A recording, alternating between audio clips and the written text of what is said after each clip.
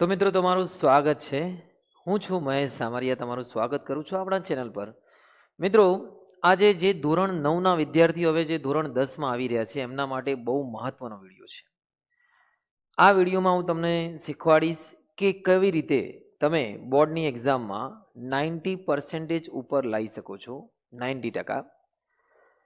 આ છે પાર્ટ 1, જેમાં આપણે લઈશું 90% માટે ગણિત, વિજ્ઞાન અને અંગ્રેજી જેવા વિષયોને, મુખ્ય વિષયોને, એની કઈ રીતે આપણે તૈયારી કરીશું એ સમજીશું. અને જો તમને બીજા જે ગુજરાતી, સંસ્કૃત અને જે બી અન્ય બીજા સમાજ વિદ્યા, એમાં કઈ રીતે 90% ઉપર ઓકે લાવવાનું છે. અને મેથ્સ સાયન્સમાં હું 90, મેથ્સ સાયન્સ ઇંગ્લિશમાં ખાલી 90% નથી બોલતો, તમને 95%ની ઉપર કહું છું. મતલબ કે તમારા 80 માર્ક્સમાંથી બોર્ડમાં 75 ઉપર આવવાની વાત છે. અને આ લાવવું બહુ સરળ છે, તો આપણે એની કેટલીક ટેકનિક વાપરીશું. Let's begin. તો પહેલી વસ્તુ તો સમજી લઈએ કે હંમેશા બધાના 90% તમારા આવી શકે છે. તમે 9મા ધોરણમાં જે બી કર્યું હોય, ભણ્યું હોય, ના ભણ્યું હોય, બસ તમને બેઝિક જે ગણિતની અંદર છે, જે બેઝિક ગુણાકાર, ભાગાકાર વગેરે આવડવું જોઈએ. પહેલી વસ્તુ તો એટલું તો આવડવું જોઈએ, સરવાળા બાદ બાકી. ના આવડતું હોય તો થોડું અઘરું થઈ શકે, બાકી નોર્મલ તમને આવડતું હોય તો બહુ ઇઝી છે. એટલે કે સૌથી પહેલી વાત કરીએ આપણે, જો તો પહેલા લોકો તો સમજી લો, આમાં આપણે બ્લુ પ્રિન્ટ છે ક્લાસ 10 કઈ રીતે 98%, બરાબર. અહીંયા 98% એટલે હું તમને પહેલાં જ કહી દઉં છું, ફરીથી કહી દઉં છું, 75 ઉપર માર્ક્સની વાત છે મેથ્સ, સાયન્સ અને ઇંગ્લિશમાં. ઓકે ઓકે ઓકે, લેંગ્વેજની વાત નથી અહીંયા. તો સૌથી પહેલા વાત કરીએ અફવા અને વાસ્તવિકતા. અફવા શું છે? અફવા એ છે કે ધોરણ 10, ભાઈ ધોરણ 10 બહુ અઘરું છે. આ મોટી અફવા છે. હવા બના કે રખા 10वीं को, બરોબર ને. બાકી 10મું ધોરણ તો ભાઈ એક પાંખુડી જેટલો એનો સિલેબસ છે. જે આગળ તમે જો હાઈ લેવલ પર જશો ને તો 10મું ધોરણ તો એની સામે બહુ બચ્ચું છે. હું તો કહું 9મા ધોરણ કરતાં બી 10મું ધોરણ છે ને બચ્ચું છે. કેમ? લિમિટેડ સિલેબસ છે. મેથ્સ સાયન્સની વાત કરીએ તો બહુ ઓછા પાઠો છે અને બહુ ઓછા સ્વાધ્યાય છે. અમુક પાઠોમાં તો બે સ્વાધ્યાય છે, બરાબર ને. અમુકમાં બીજા પાઠમાં લઈએ તો એક જ સ્વાધ્યાય છે. એક તો નાનકડું 2 મિનિટનું સ્વાધ્યાય છે, બહુપદીની. ઓકે, તો જો અઘરું છે બિલકુલ નથી. 10-12 કલાક, અરે ભાઈ 10-12 ગોખણપટ્ટી કલાક ગોખણપટ્ટી કરો તો ભાઈ જવા દો, કરવું જ ના પડે 10-12 કલાક. ફક્ત ને ફક્ત 2 કલાક, 2 કલાક મોઢે કરવાનું અને 1-2 કલાકની પ્રેક્ટિસ મેથ્સ અને ઇંગ્લિશની, બરાબર ને. મેથ્સના દાખલા અને ઇંગ્લિશના ગ્રામર અને 2 કલાકનું વાંચન, બસ. સાયન્સમાં અને બીજું તમારે એક્સ્ટ્રા લઈ શકો છો. રોજિંદા જીવનમાં તમે ફક્ત ને ફક્ત 2 થી 3 કલાક ડેલી આપો ને ભાઈ, 2 થી 3 કલાક લેસન છોડીને. એવું નહીં ભાઈ લેસન કરવા બેઠા, ભાઈ સાહેબ હું તો 2 કલાક લેસન કરી લીધું, પતી ગયું આપણું આજનો ડોઝ. ના, લેસન સિવાયની વાત છે. લેસન તો એક નકામી, એટલે મીન્સ એક બિનજરૂરી વસ્તુ કે કદાચ તમે જોઈ જોઈને લખતા હોય, મોઢે લખતા હોય તો લેસન કામનું. તમે જો જવાબો મોઢે કરીને લખતા હોય તો લેસન ગણી લો, બરાબર. અને જો ઉતારા કરતા હોય તો લેસન 0, બરાબર ને, કોઈ મતલબ નહીં એનું. સારી ટકા લાવી અશક્ય છે. જેના માટે ધારો કે જેના 9મા ધોરણમાં 60, 70, 80% આવ્યા હોય, એ વિચારતા હોય કે મારા 90% લાવવું અશક્ય છે. લાવી શકાય છે, આરામથી લાવી શકાય છે, બરાબર ને. જો સત્ય શું છે, તમારું સૌથી સહેલું અને શ્રેષ્ઠ વર્ષ છે. બહુ મજાની લાઈફ. વહેલા એક્ઝામ આવી જશે, 1-2 મહિનાનું વેકેશન, એટલે 1 મહિના વેકેશન વહેલા પડી જશે અને ફટાફટ ચાલુ બી થશે ભણવાનું અને ઇઝી બી છે. સાહેબો બી વધારે ધ્યાન આપશે, બરાબર ને. 3-4 કલાક ખાલી સ્માર્ટ વર્ક, બરાબર ને. સ્માર્ટ વર્ક શું છે એની ચર્ચા કરીશું આગળ. 95 થી 98% લાવવા ખૂબ જ શું છે, સરળ છે, વેરી સિમ્પલ. આ વખતે અત્યારે આપણે ઓફલાઈન ક્લાસ મેં 2 દિવસ પહેલાં જ ચાલુ કર્યું છે, સોમવારથી જ, 20 તારીખથી. તમે નહીં માનો, હું આ જે છે વેકેશનમાં જ એમનું ફર્સ્ટ એક્ઝામનું મેથ્સ સાયન્સ સિલેબસ ચલાવી દઈશ. તો આ કેમ શક્ય બને છે કે સિલેબસ નાનું છે, આરામથી ચાલી જાય. હવે છે આ 2 માણસો, એક છે ચિંટુ અને એક છે મિન્ટુ. ચિંટુ 6 કલાક વાંચે છે અને મિન્ટુ 3 કલાક વાંચે છે. શું ફરક છે એ બી સમજી લઈએ. જો આનું પરિણામ છે 60 થી 70%, આનું પરિણામ બી 60 થી 70% છે. 9માં બંનેનું સેમ સ્ટાન્ડર્ડ છે, બરાબર. એટલે મતલબ બંને સારી એવી ક્વોલિટી સેમ જ છે. રોજની મહેનત આની કેટલી છે, 6 કલાક. રોજની મહેનત 3-4 કલાક. મેઇન વસ્તુ શું છે કે આનું અડધું ધ્યાન છે ઇન્સ્ટાગ્રામ પર. મતલબ ઇન્સ્ટાગ્રામ સિવાય સોશિયલ મીડિયા પર રીલ્સ જોવા માટે.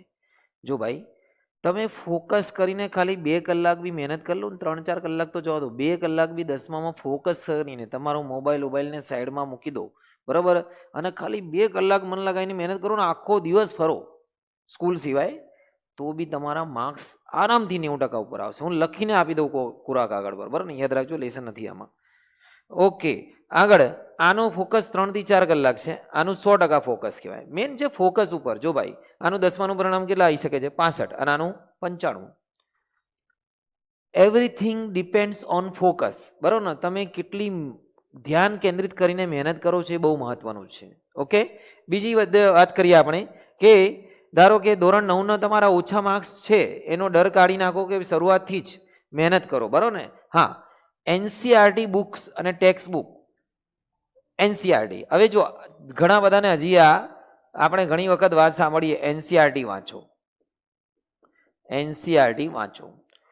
એનસીઆરટી વાંચવાનું કયા સબ્જેક્ટ માટે બહુ મહત્વનું છે? સાયન્સ, વિજ્ઞાન. જો તમારે એને 80માંથી 80 લાવવા હોય ને તો એનસીઆરટી ચોપડી એક વખત એક લાઈન વાંચી જવાની. તમારી જે ટેક્સ્ટ બુક છે ને એનસીઆરટી જ કહેવાય. આખા ઓલ ઓવર ઇન્ડિયામાં આ જ ચોપડી ચાલે છે મેથ્સ સાયન્સની. કોઈ બી સીબીએસસીમાં જતા રહો, ગુજરાત બોર્ડમાં જતા રહો, રાજસ્થાન બોર્ડમાં જતા રહો, યુપી બોર્ડમાં જતા રહો, તમને ગણિત વિજ્ઞાનની ચોપડી આ જ મળશે. ગણિતમાં તો વાંચવાનું છે નહીં, સાયન્સમાં લાઈન ટુ લાઈન વાંચી લો, તમારા 80માંથી 75 ઉપર નહીં, હું તો કહું 80માંથી 1-2 માર્ક્સ કપાશે, બાકી નહીં. નાના નાના પ્રશ્નો એમાંથી જ પૂછાશે. ઓકે, પછી કરીશ એવો વિચાર. હા ભાઈ, જો રોજની નિયમિતતા જોઈએ. ધારો કે તમે આજે કહો કે કાલે કરીશ તો એ નહીં ચાલશે. થોડા જે દિવસ છે તમારા પાસે જેટલા છે, અત્યારે એપ્રિલથી ચાલુ કરો, બરાબર ને, અને જાન્યુઆરી સુધી જેટલા જે દિવસો છે એમાં બધું રોજનું ડેલી વર્ક જોઈએ, બરાબર ને. કોઈ વખત મિસ થઈ જાય તો બીજા દિવસે બી કવર કરવું પડશે. એના પછી કે ભાઈ મેથ્સ, સાયન્સ અને ઇંગ્લિશમાં તમે શું કરી શકો છો? મેથ્સમાં રોજ પ્રેક્ટિસ કરવાનું છે.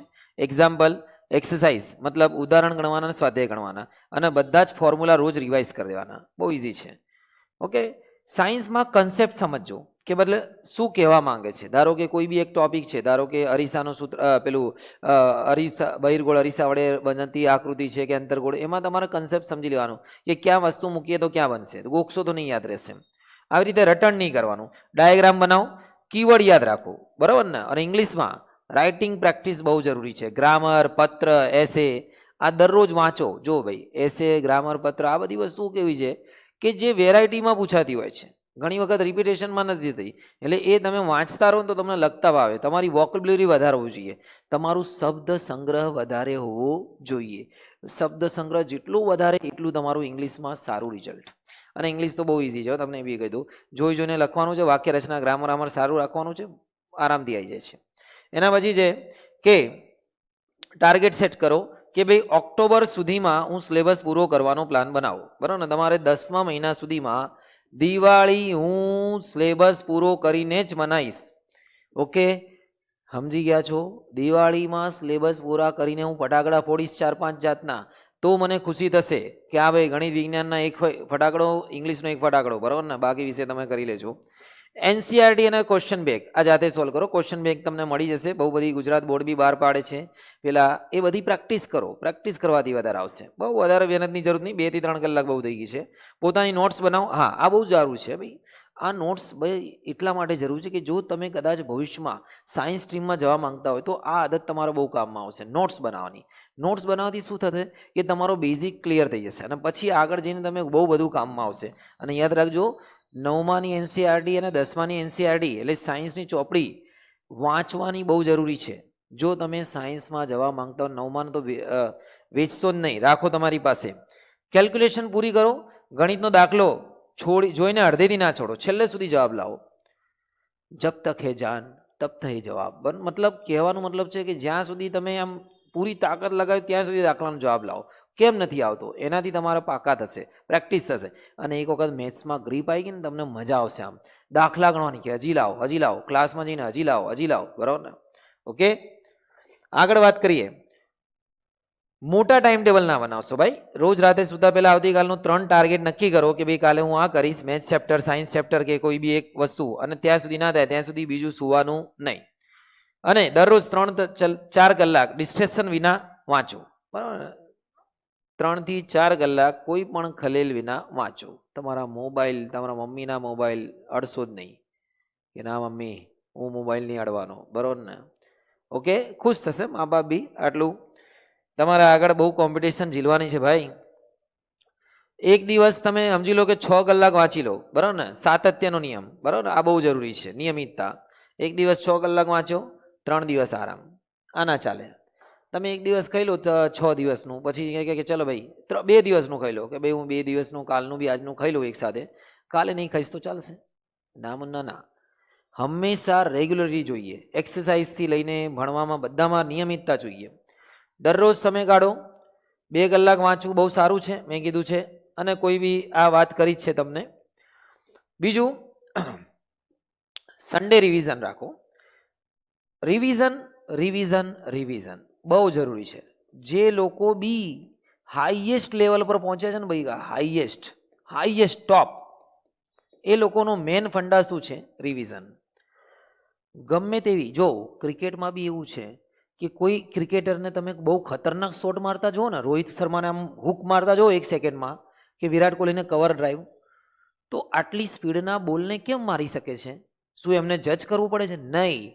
એમને એટલી પ્રેક્ટિસ કરી છે કે એમનો બોડીની અંદર એ જે વસ્તુ છે ને સમાઈ ગઈ છે, કે એ જગ્યા બોલ પડશે કે એ જગ્યા જશે ને તો ઓટોમેટિક એ શોટ નીકળશે.